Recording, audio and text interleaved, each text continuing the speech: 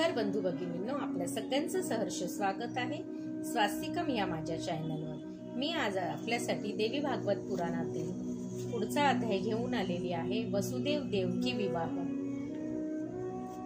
आपल्याला जर माझे कथन केलेले आवडत असेल तर आपण नक्कीच माझ्या चॅनलला लाईक करा, सबस्क्राईब करा आणि आपल्या आप्तजनांपर्यंत हे शेअरही करा। वसुदेव देवकी विवाह। व्यास म्हणाले, पूर्वी यमुनेच्या काठी असलेल्या सुरम्य वनात मधुबनात महाबलवान असा दानव लवन राज्य करीत असे। त्याला लक्ष्मणाच्या भावाने शत्रुघ्नाने नष्ट केले आणि मग मथुरा नावाची अतिशय सुंदर नगरी वसवून यादवांनी तेथे आपले राज्य स्थापन केले। ययाती पुत्र शूरसेन जेव्हा राजा झाला तेव्हा वरुणाने शापामुळे महर्षी कश्यपाने शूरसेन यांचा पुत्र वसुदेव म्हणून अवतार घेतला। पित्याच्या मृत्यूनंतर वसुदेव शूरसेनेच्या राजाचा अधिपती झाला आणि उग्रसेन मथुरेचा राजा बनला। ह्याच उग्रसेनाचा मुलगा म्हणजे कंस होय।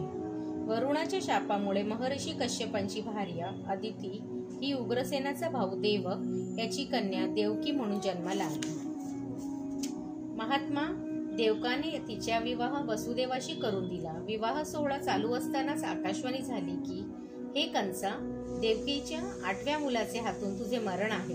कंस अस्वस्थ झाला आणि रागाने तलवार काढून देवकीची केस पकडून तो तिचा वध करायला निघाला।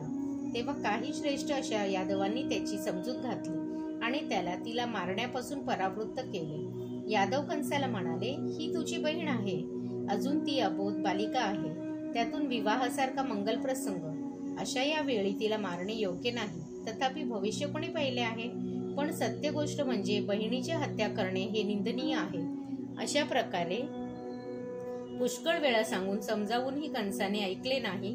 तेव्हा नीतिज्ञ वसुदेव कंसाला म्हणाला, सत्याच्या आधारानेच हे जग चालले आहे। त्या सत्याला साक्षी ठेवूनच मी तुला वचन देतो की देवकीचे जेवढे म्हणून पुत्र होतील त्या सर्वांना मी तुझ्या स्वाधीन करेन। वसुदेवाचे आश्वासन ऐकून तेथे जमलेले यादवगण म्हणाले, साधू साधू म्हणजे देव माणूस आहे। हे ते सर्वगण कंसाला म्हणाले, हे महाबाग, हे कंसराज, मोठ्या मनाचा वसुदेव कधीच खोटे बोलत नाही। त्याने तुला दिलेल्या वचनावर विश्वास ठेव आणि आपल्या बहिणीला सोडून दे।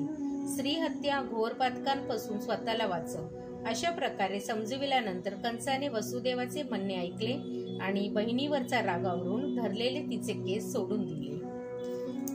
श्रीदेवी पर्णमस्तु शुभं भवतु शुभं भवतु शुभं भवतु।